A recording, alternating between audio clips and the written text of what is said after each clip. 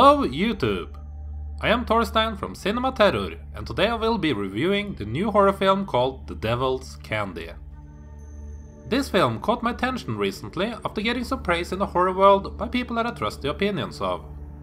Add to that this is a follow-up project of director Byrne, who delivered the excellent film The Loved Ones a few years back, and you can say that this film quickly became a priority for me to watch.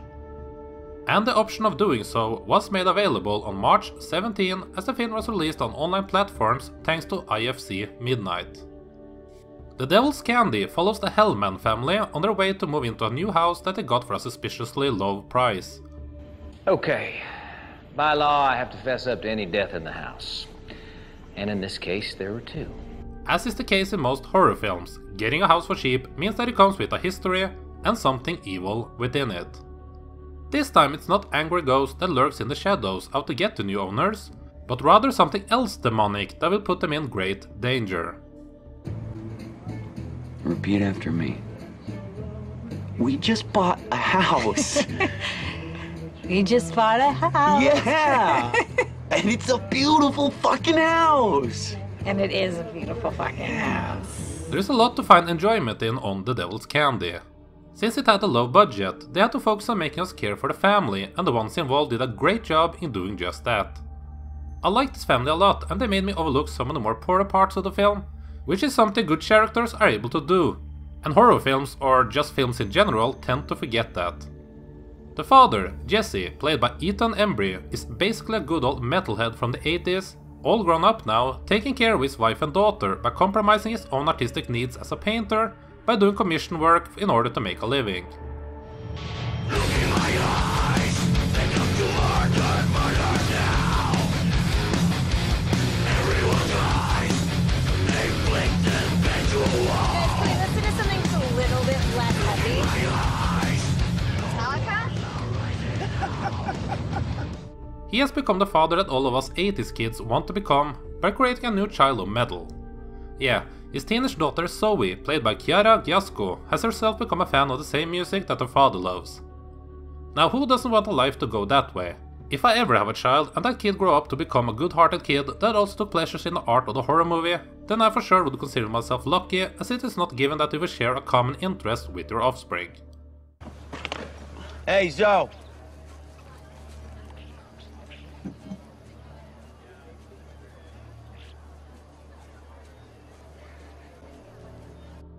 Both of these characters and their bond is very touching. They could have worked together in just about any type of haunted house story, and I would not have minded getting to know them even more, as the short running time of only 80 minutes is only able to have a certain amount of character development scenes. They do not give the mother of the family, Astrid, that much screen time, and I guess that was just a matter of prioritizing or spreading out the time around for all the main characters. If you want to go into this movie completely blind, then you might want to turn this off now, as I will go into minor spoiler territory.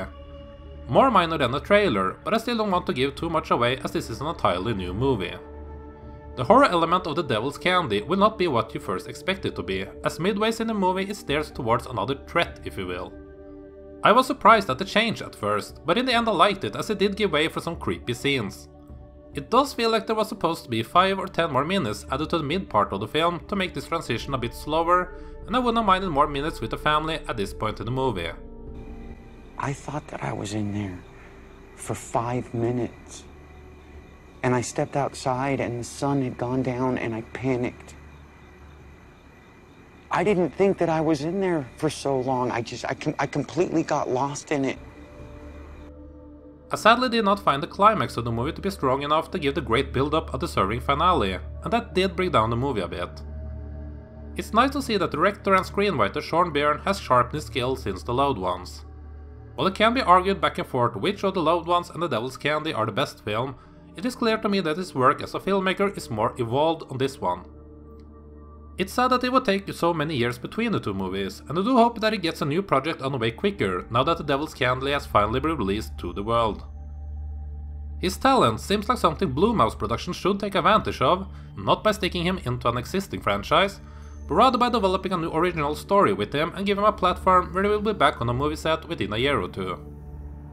I also need to give some praise to the sounds used in the film. It fits the visuals and enhances the viewing experience greatly. There is also some amazing artwork done for the film, created by the artist Steven Kashner. I can't remember ever googling for a name of a guy who did art used in a horror film, so I guess that says something about his talents.